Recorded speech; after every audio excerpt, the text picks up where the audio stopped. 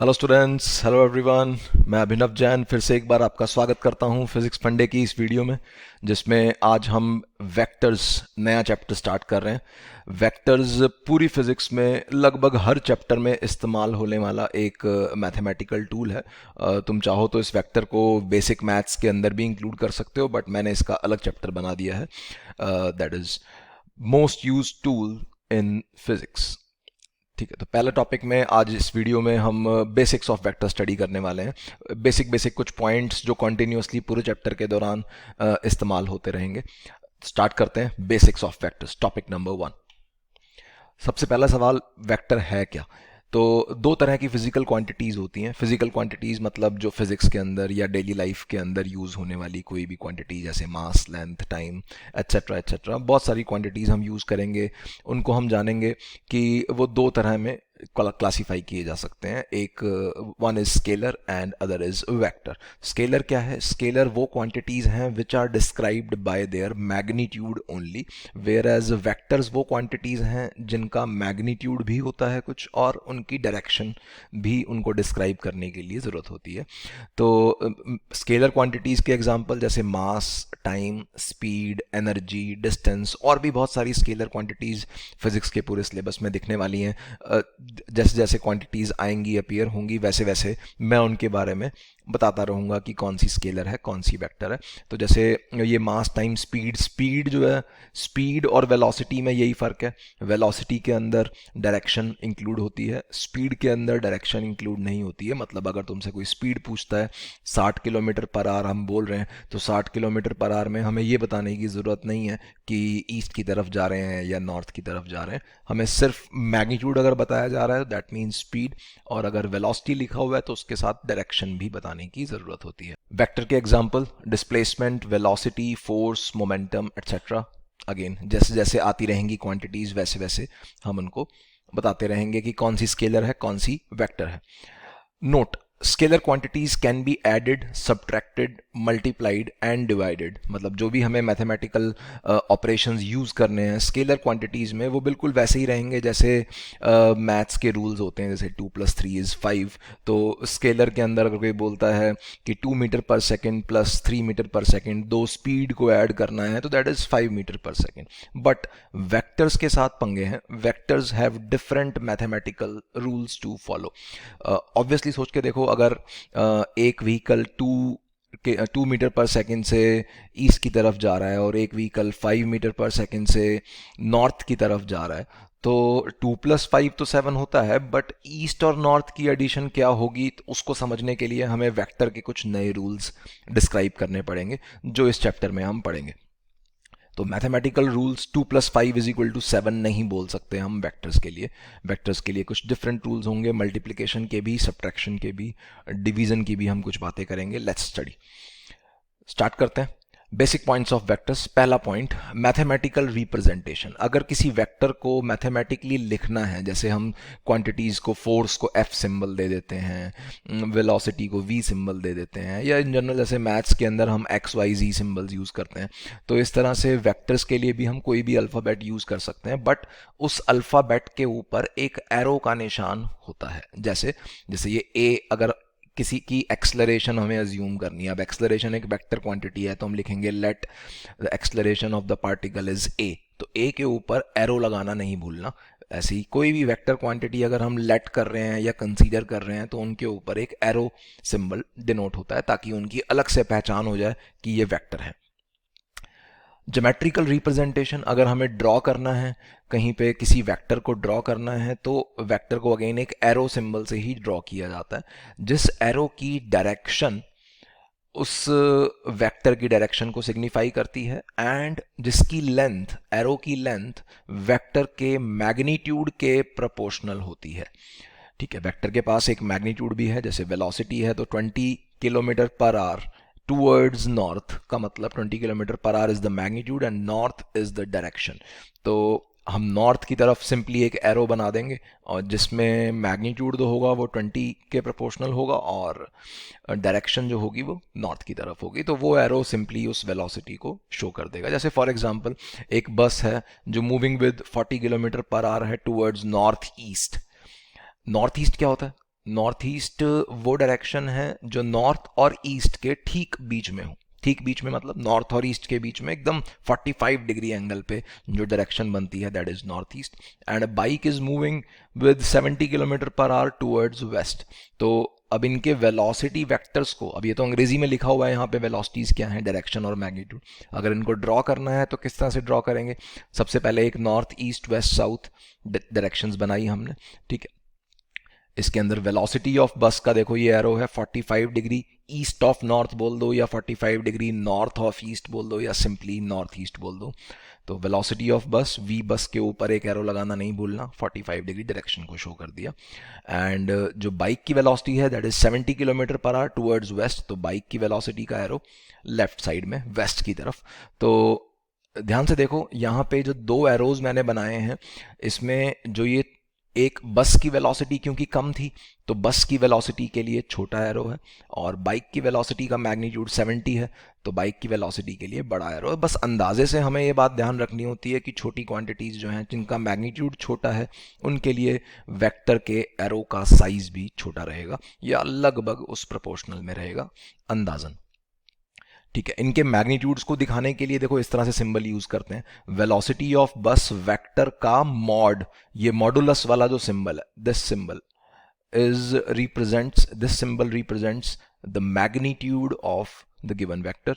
तो velocity of बस vector के दोनों तरफ अगर मॉडुलस का साइन लगा हुआ है या मॉड साइन लगा हुआ है तो इट मींस मैग्नीट्यूड ओनली। तो V bus vector is equal to का mod is equal to 40, V bike vector का मॉड या मैग्नीट्यूड इज 70।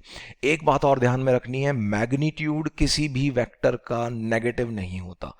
जैसे वेलोसिटी ऑफ बस -40 कभी नहीं हो सकती, वेलोसिटी ऑफ बस का मैग्नीट्यूड कभी -40 नहीं हो सकता। माइनस का जो भी प्रॉब्लम आएगी, जहां भी कभी माइनस साइन हमें दिखेगा किसी वेक्टर में, तो उस माइनस को हम डायरेक्शन के साथ इंटरप्रेट करेंगे। जैसे अगर कोई कह रहा है कि बस की velocity 60 kilometre per hour -60 kilometre per hour towards west है, तो इसमें माइनस का मीनिंग क्या होगा कि 60 किलोमीटर पर आवर है बट माइनस और वेस्ट दोनों यूज कर दिए, तो इसका मतलब है दैट इज टूवर्ड्स ईस्ट।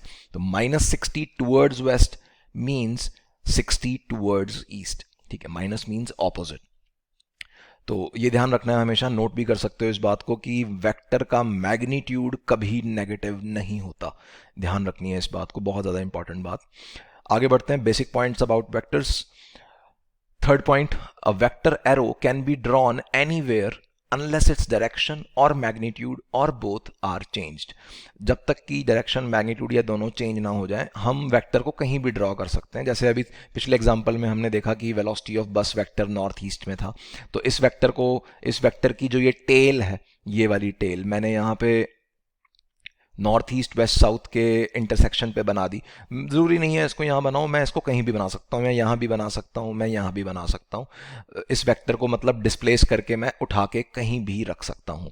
बस शर्त क्या है, इस वेक्टर का लेंथ चेंज नहीं होनी चाहिए, मतलब इसका मैग्नीट्यूड चेंज नहीं होना चाहिए, और इसकी डायरेक्शन, ध्यान से देखो ये सारे वी बस वेक्टर्स जो हैं एक ही डायरेक्शन में पॉइंट कर रहे हैं, that is towards north east, and सबकी लेंथ भी बराबर है, एरो की लेंथ बराबर है, मतलब मैग्नीट्यूड बराबर है। चौथा पॉइंट, इक्वल वेक्टर्स। दो वेक्टर्स को इक्वल तब कहते हैं जब उनका मैग्नीट्यूड भी सेम हो, डायरेक्शन भी सेम हो एंड यूनिट्स भी सेम हो। ऑब्वियसली देखो यूनिट सेम होना, सबसे पहले इसकी बात करते हैं। क्या 2 kg और 2 मीटर एक इक्वल है? तो answer is no. Obviously 2 kg is mass and 2 metre is some length. तो 2 एंड 2 तो इक्वल हैं बट केजी और मीटर इक्वल नहीं है, तो hence 2 kg and 2 metre equal नहीं है। तो यूनिट्स तो सेम होने ही चाहिए दो क्वांटिटीज को अगर इक्वल होना है तो, पहली बात। दूसरी बात, वेक्टर्स हैं अगर तो उनकी डायरेक्शन भी सेम होनी चाहिए एंड मैग्नीट्यूड भी सेम होना चाहिए, क्योंकि दोनों चीज़ें, डायरेक्शन और मैग्नीट्यूड, वेक्टर की प्रॉपर्टीज़ को शो कर रहे हैं। तो सारी प्रॉपर्टीज़ अगर सेम है, सब कुछ सेम है, तो ही दो वेक्टर्स को इक्वल कहेंगे। तो दोनों, जैसे ए वेक्टर और बी वेक्टर अगर इक्वल है तो उनका साइज भी सेम होगा, एरो का साइज भी सेम होगा, एज वेल एज उनकी डायरेक्शन भी सेम होगी। Next is point number 5, parallel vectors. दो वेक्टर्स को पैरेलल तब कहा जाता है ऑब्वियसली जब उनकी डायरेक्शन सेम हो। मैग्नीट्यूड हो सकता है सेम हो सकता है ना हो, मतलब इक्वल वेक्टर्स तो ऑब्वियसली पैरेलल तो हैं ही, इक्वल हैं तो पैरेलल तो होंगे ही, ऑब्वियसली सेम डायरेक्शन है। बट अगर इक्वल ना भी होते तो भी पैरेलल हो सकते हैं। जैसे यहाँ पे ए वेक्टर एक छोटा वेक्टर है, बी वेक्टर बड़ा वेक्टर है, दोनों पैरेलल हैं। और दोनों पैरेलल होने के लिए यूनिट सेम होना भी कोई ज़रूरी नहीं है। जैसे फोर्स और वेलोसिटी एक डायरेक्शन में हो सकते हैं, डिस्प्लेसमेंट और वेलोसिटी एक डायरेक्शन में हो सकते हैं। तो दो अलग अलग फिजिकल क्वांटिटीज भी पैरेलल हो सकती हैं। तो ए वेक्टर पैरेलल का ये सिंबल ध्यान में रखना है, दो लाइनें vertical line simply. Sixth point is anti parallel. ये शब्द हम काफी यूज करेंगे इस चैप्टर में। Anti parallel vectors, anti parallel का मतलब वही है ऑपोजिट वेक्टर्स। मतलब ए और बी वेक्टर की अगर डायरेक्शन एक दूसरे के ऑपोजिट है तो उन्हें एंटी पैरेलल कहा जाता है, या ऑपोजिट वेक्टर्स भी बोल सकते हो सिंपल लैंग्वेज में। तो बाकी अगेन मैग्नीट्यूड सेम हो ना हो कोई फर्क नहीं पड़ता। क्वांटिटीज, फिजिकल क्वांटिटीज दोनों डिफरेंट डिफरेंट भी हो सकती हैं। आगे बढ़ते हैं, पॉइंट नंबर 7, नल वेक्टर या जीरो वेक्टर या सिंपली जीरो, ये सब एक ही बात है। जो हम जीरो को जानते हैं अच्छे से, तो जीरो बोलो या जीरो वेक्टर बोलो या नल वेक्टर बोलो।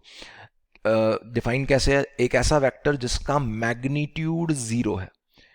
अब वेक्टर का सोचो, मैग्नीट्यूड ही अगर जीरो हो गया, कोई बंदा बोल रहा है कि 0 किलोमीटर पर आवर की स्पीड से एक व्हीकल नॉर्थ की तरफ जा रहा है, तो इस स्टेटमेंट में सोचो 0 किलोमीटर पर आवर की स्पीड से नॉर्थ की तरफ जाना मतलब व्हीकल रेस्ट पे है।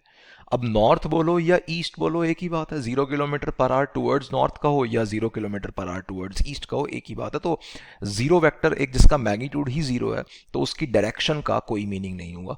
तो direction of such A vector is meaningless. और अगर इसको ड्रॉ करना है, मजबूरी है कहीं, तो इसको अब एरो जो था अपना वेक्टर को रिप्रेजेंट करने के लिए ज्योमेट्रिकली हम एरो को यूज कर रहे थे, तो एरो का साइज ही जीरो हो गया, तो हम क्या बोलेंगे? It is represented by a dot. Dot symbol से इसको रिप्रेजेंट कर सकते हैं, बट कहीं जरूरत पड़ती नहीं है, जीरो वेक्टर को क्या ही ड्रॉ करेंगे। तो आगे बढ़ते हैं। 8 point, angle between two vectors, काफ़ी इंपॉर्टेंट चीज़। यहाँ पे काफ़ी बच्चे मात खा देते हैं एंगल देखने के अंदर ही। तो it is the smaller angle between them when their tails are joined. ये बहुत इंपॉर्टेंट बात है ध्यान में रखने वाली, कि दो वेक्टर्स के बीच में अगर एंगल देखना है तो उनको उठा के सबसे पहले ऐसे रखना होगा ताकि उनकी टेल्स मिली हुई हो। जैसे ये दो वेक्टर्स हैं, एक ब्लू वेक्टर है एक रेड वेक्टर है, ठीक है। इन दोनों में एंगल हमें नोटिस करना है कितना है, तो सबसे पहले इन दोनों को डिस्प्लेस करके हम इनकी टेल ज्वाइन करेंगे, ठीक है। डिस्प्लेस करते वक्त वो शर्त मैंने बताई है कि मैग्नीट्यूड सेम रहना चाहिए, मतलब एरो का साइज, और दोनों की डायरेक्शन सेम रहनी चाहिए। रेड वेक्टर को बस उठा के मैंने यहाँ रखा है, ब्लू वेक्टर को उठा के ऐसे रखा है कि दोनों की टेल्स मिल गई। अब जैसे ही टेल्स मिल गई, अब इनके बीच में स्मॉलर एंगल देखना है। स्मॉलर एंगल का मतलब दो एंगल्स बन सकते हैं ना दो वेक्टर्स के बीच में, एक तो ये वाला एंगल बन सकता है, एक ये वाला एंगल बन सकता है। तो इसमें हम छोटे वाले एंगल को देखेंगे, ना कि बड़े वाले एंगल को। तो ये जो भी एंगल होगा, अगर ये एंगल 60 डिग्री है तो हम बोल देंगे कि इन दोनों वेक्टर्स के बीच में 60 डिग्री का एंगल है। तो अगर ये 60 बना तो ये वाला 300 बन जाएगा, तो 300 डिग्री नहीं कहेंगे, ये ध्यान रखना है। छोटे वाला एंगल देखना है दो वेक्टर्स के बीच में जब दोनों की टेल्स मिली हों। कंफ्यूज होने के लिए कभी कभी डायग्राम में, क्वेश्चंस के दौरान डायग्राम में एक वेक्टर का हेड और दूसरे की टेल बना रखी होती है ज्वाइन करके, तो उसमें एंगल देखने के लिए हमें पहले टेल से टेल ज्वाइन करना बहुत ज़रूरी है, ये ध्यान रखना है। तो और अगर ये पॉइंट हम नोट करके रख रहे हैं तो हम ये भी सोच सकते हैं कि दो वेक्टर्स को चाहे कैसे भी रख दो, उन दोनों के बीच में एंगल अगर हम छोटे वाला ही देख रहे हैं तो वो एंगल 0 और 180 डिग्री के बीच में ही होगा। पाई रेडियंस में लिखा है मैंने यहाँ पे, तो पाई का मतलब क्या है? 180 डिग्रीज। क्योंकि अगर 180 से बड़ा करोगे तो छोटे वाला एंगल हमें देखना होगा। तो जैसे 200 डिग्री एंगल कोई बोल रहा है तो 200 degree is not the correct. अगर ये बड़े वाला एंगल 200 बनेगा तो छोटे वाला एंगल कितना बनेगा? 160 डिग्री, क्योंकि दोनों एंगल्स का सम तो 360 होता ही है। तो जब भी दो वेक्टर्स के टेल से टेल मिलाएंगे, छोटे वाला एंगल हमेशा 0 और 180 डिग्री के बीच में ही रहेगा।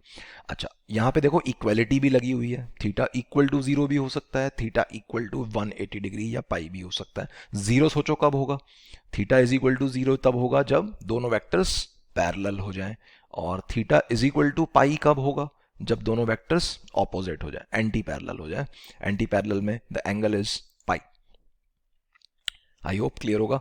जैसे एक इलस्ट्रेशन देखो, इलस्ट्रेशन नंबर 1, तीन वेक्टर्स हैं A B and C are along the sides of an equilateral triangle as shown. Equilateral triangle के अलोंग ये तीन वेक्टर्स बनाए गए हैं। बताना है a कॉमा b में एंगल कितना होगा, b कॉमा c के बीच में एंगल कितना होगा एंड c कॉमा a के बीच में, इन तीन रिस्पेक्टिव पेयर्स के बीच में एंगल्स कितने कितने होंगे। तो सबसे पहले देखो ये a और b पे ध्यान दो। a और b, a वेक्टर का हेड b की टेल पे रखा हुआ है। a वेक्टर का हेड b की टेल पे रखा हुआ है, लेकिन हमें एंगल तब देखना होता है जब टेल से टेल मिली हो। तो मन ही मन इस a वेक्टर को थोड़ा सा आगे खिसका दो। आगे आगे खिसकेगा तो ये यहाँ बनेगा। सोचो a वेक्टर को जब हम आगे खिसकाएंगे तो ये यहाँ बनेगा, यहाँ बनेगा, तो इसकी टेल b से मिल जाएगी। टेल b से मिल जाएगी तो ये वाला एंगल हम देखेंगे। ये एंगल कितना बनेगा, सोचो इक्विलेटरल ट्राइंगल के तीनों एंगल तो 60-60 डिग्री होते हैं, तो ये वाला एंगल हो जाएगा 120 डिग्री। तो a और b के बीच में एंगल कितना है इस डायग्राम में, 120 डिग्री, ना कि 60 डिग्री। b और c के बीच में एंगल कितना है, b और c दोनों के हेड हेड मिले हुए हैं। b और c के दोनों के हेड हेड मिले हुए हैं, तो जब b को हम आगे डिस्प्लेस करेंगे तो b आगे यहां जाएगा, c को आगे डिस्प्लेस करेंगे तो c ऐसे जाएगा, है ना। b और c जब आगे मूव करेंगे तो ये वाला एंगल नोटिस होगा। ये वाला एंगल कितना बनेगा, अब ये वाला एंगल तो बिल्कुल इसके बराबर ही है, वर्टिकली अपोजिट एंगल। तो ये 60 था तो वो भी 60 हो जाएगा। तो b और c के बीच में एंगल होगा 60 degree. And c comma a में अच्छी बात है, ऑलरेडी ही टेल से टेल मिली हुई है, तो एंगल हो जाएगा 60। तो answer is 120, 60, 60। Answer is C option. I hope clear होगा। दो वेक्टर्स के बीच में एंगल तभी देखना है जब टेल से टेल मिली हो। रिपीट कर रहा हूं मैं बहुत बार। आगे बढ़ते हैं। Basic point of vectors again continued. Point number 9, आखिरी पॉइंट है बस बेसिक पॉइंट्स का। Multiplication of a vector and a scalar. जब भी एक वेक्टर किसी स्केलर से मल्टीप्लाई किया जाए, स्केलर माने कोई भी नंबर हो सकता है, 2, 3, 4, या कोई क्वांटिटी भी हो सकती है, 2 kg, 4 मीटर, वट।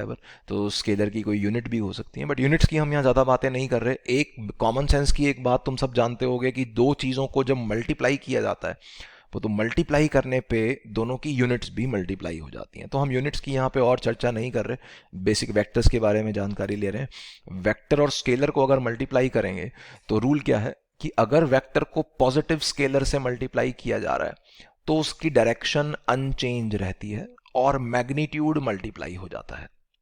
जैसे अगर एक व्हीकल 50 किलोमीटर पर आवर से ईस्ट की तरफ जा रहा है, एक बंदे ने कहा कि वेलोसिटी को डबल कर दो। तो वेलोसिटी को डबल करने का मतलब क्या है, डायरेक्शन ईस्ट ही रहेगी जबकि स्पीड 50 की 100 हो जाएगी। मतलब मैग्नीट्यूड जो है वो सिर्फ मैग्नीट्यूड मल्टीप्लाई हो जाएगा उस नंबर से। सिमिलरली अगर नेगेटिव स्केलर से मल्टीप्लाई करने को कहा जा रहा है, अगर 50 kilometre per our negative scalar से अगर मल्टीप्लाई करने को कहा जा रहा है तो रूल क्या है, डायरेक्शन पलट जाएगी और मैग्नीट्यूड मल्टीप्लाई हो जाएगा by magnitude of that scalar. जैसे अगेन वही एग्जांपल, 50 किलोमीटर पर आवर से कोई व्हीकल ईस्ट की तरफ जा रहा है, उस व्हीकल के ड्राइवर को बोला गया कि वेलोसिटी को -2 टाइम्स कर दो। तो माइनस का मतलब होगा ईस्ट की बजाय वेस्ट की तरफ मोड़ दो गाड़ी, मतलब एक यू टर्न ले लो। और 2 टाइम्स करने का मतलब होगा मैग्नीट्यूड जो है वो 50 का 100 कर दो। मैग्नीट्यूड कभी नेगेटिव मत बोलना, मैग्नीट्यूड हमेशा पॉजिटिव होता है। जैसे फॉर एग्जांपल ये कोई वेक्टर है ए वेक्टर जिसका मैग्नीट्यूड है मान लिया 6, ठीक है, राइट साइड में ये वेक्टर पॉइंटेड है।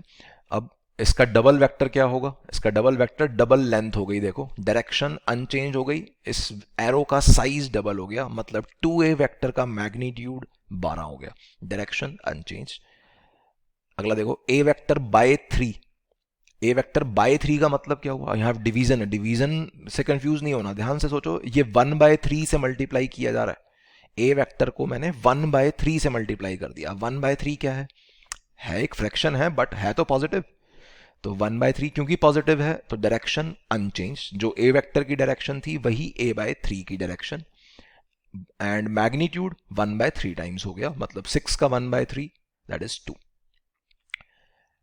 Next is minus A vector. अब ए वेक्टर को माइनस साइन से मल्टीप्लाई किया जा रहा है। माइनस साइन से मल्टीप्लाई करने का मतलब -1 से मल्टीप्लाई किया जा रहा है। तो माइनस का मतलब डायरेक्शन पलट जाएगी, जो ए वेक्टर की डायरेक्शन थी उसकी उल्टी डायरेक्शन हो गई माइनस ए वेक्टर की, और 1 था वन दिख नहीं रहा यहाँ पे, बट इमेजिन कर सकते हैं हम, -1 टाइम्स ए वेक्टर है ये, तो 1 टाइम्स मैग्नीट्यूड हो जाएगा, मतलब ए वेक्टर का मैग्नीट्यूड था 6, तो माइनस ए वेक्टर का मैग्नीट्यूड भी रहेगा 6। माइनस ए वेक्टर के मैग्नीट्यूड को -6 मत बोल देना गलती से भी।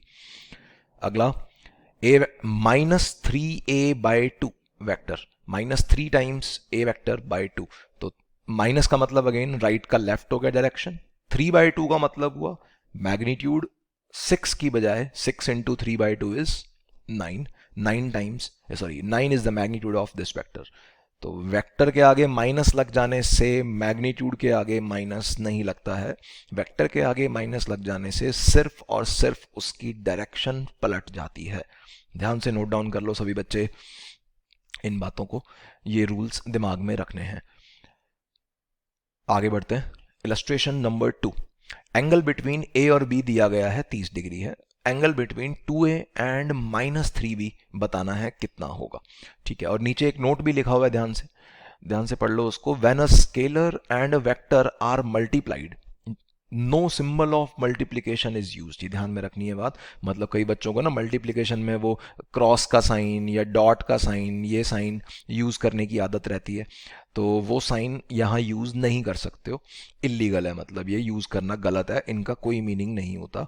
तो जैसे कहीं लिखा हुआ है 2 क्रॉस ए, 2 क्रॉस ए का कोई मीनिंग नहीं है। कहीं ये लिखा हुआ है -3 .b, ऐसे करके लिखा हुआ है, तो इसका कोई मीनिंग नहीं है। क्रॉस और डॉट सिंबल के हम आगे देखेंगे कुछ अलग मतलब होते हैं, वेक्टर्स की मल्टीप्लिकेशन में इनको यूज़ किया जाता है, और दोनों के डिफरेंट डिफरेंट मीनिंग होते हैं, ये हम आने वाली वीडियोस में देखेंगे। बट अभी के लिए ये बात ध्यान रखनी है कि स्केलर और वेक्टर मल्टीप्लिकेशन के बीच में कोई सिंबल यूज़ नहीं करना है। हाँ, तुम ब्रैकेट्स यूज़ कर सकते हो, उसमें कोई दिक्कत नहीं है, जैसे 2 पे एक ब्रैकेट लगा दो, ए वेक्टर पे एक ब्रैकेट लगा दो, उसमें कोई चक्कर नहीं है, बट कोई सिंबल यूज़ नहीं होना चाहिए।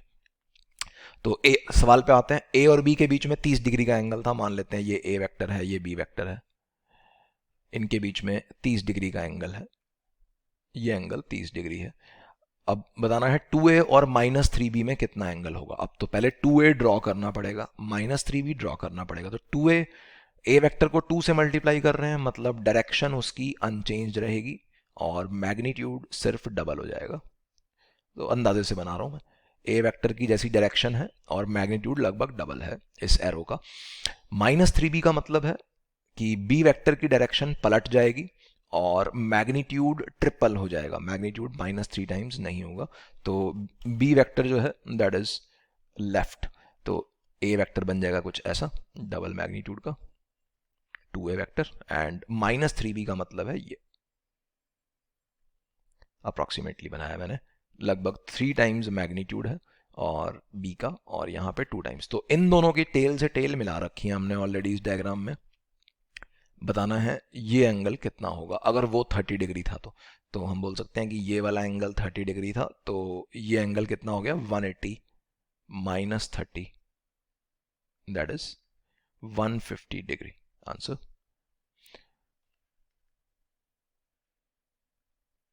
आई होप समझ में आई होंगी बेसिक बेसिक बातें। तो एक तो हर एक वीडियो के अंदर सभी बच्चे ना अपनी नोटबुक और पेन साथ में लेके बैठा करो, जो भी मैं बोल रहा हूँ उसको धीरे धीरे आराम से पॉज करते हुए वीडियो को नोट डाउन करते रहा करो, नोट्स बनते रहेंगे उससे तुम्हारे, और सारी चीज़ें मैं यहाँ पे कवर अप करने की कोशिश कर रहा हूँ, कोई भी चीज़ ना छूटे, और तुम किसी भी किताब का कोई भी सवाल, किसी भी कोचिंग इंस्टीट्यूट के मटेरियल का कोई भी सवाल करने लायक बन जाओ।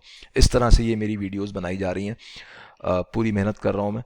तो आई होप तुम भी मेहनत करोगे और अच्छी रैंक लेके आओगे कॉम्पिटिटिव एग्जाम्स में, नीट में, आईआईटी में। All the best. एंड अभी तक सब्सक्राइब अगर नहीं किया है किसी भी बच्चे ने तो प्लीज़ सब्सक्राइब कर लो, कॉन्टीन्यूसली मैं वीडियोज़ अपलोड किए जा रहा हूँ। एंड लाइक करो वीडियो अगर पसंद आ रही है तो। Okay, bye bye, tata, take care.